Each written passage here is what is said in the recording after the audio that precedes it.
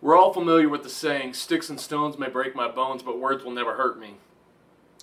Unfortunately, though, I have to argue that that's not the case. That statement's not true. Instead, I've come up with an alternate version that says, sticks and stones may break my bones, but words destroy my soul. You see, so often we try to say that what people say and what they think about us just isn't important, that it just rolls off us like water off a duck's back. But if you're honest with yourself, you'll have to admit that's not entirely true.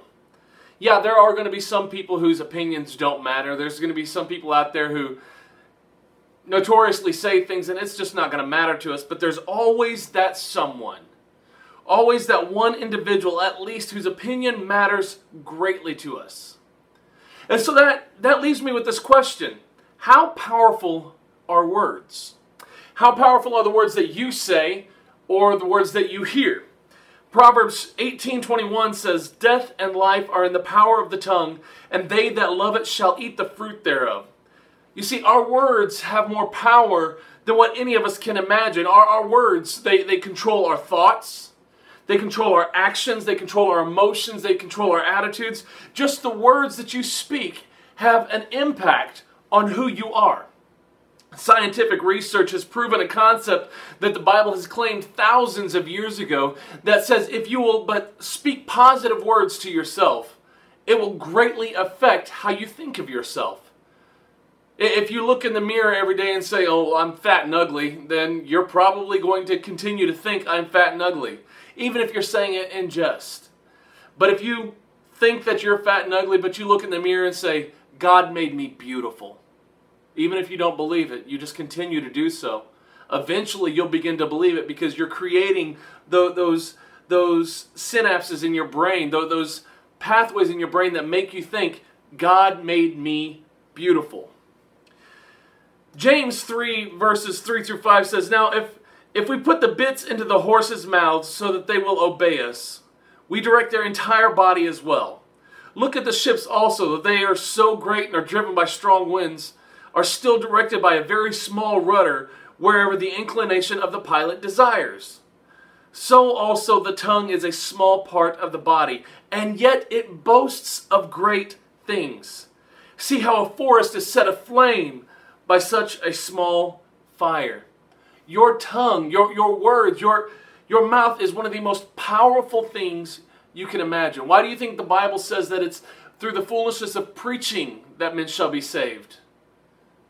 Not the actions of the minister, not, the money given to the poor, but through the preaching.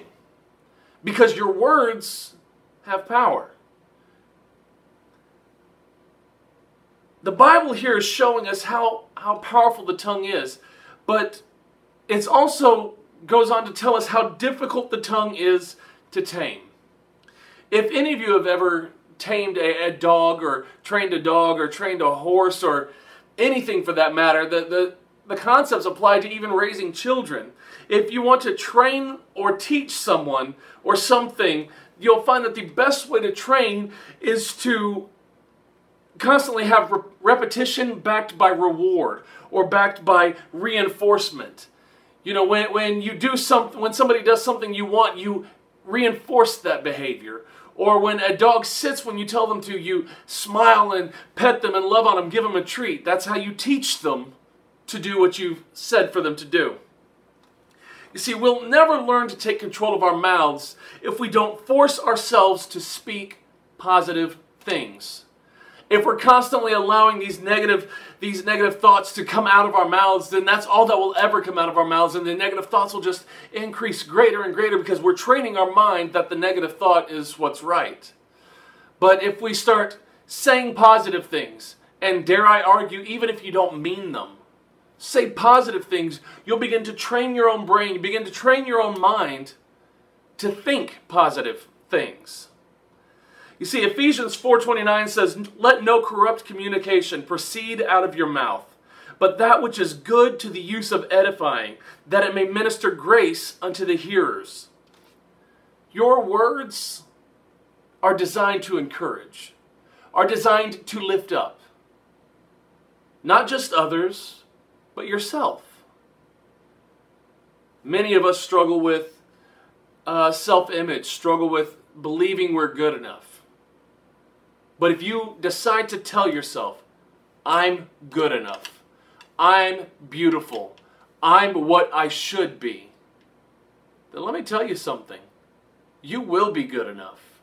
You will be beautiful. And you will be what you're supposed to be. Use your words to build up.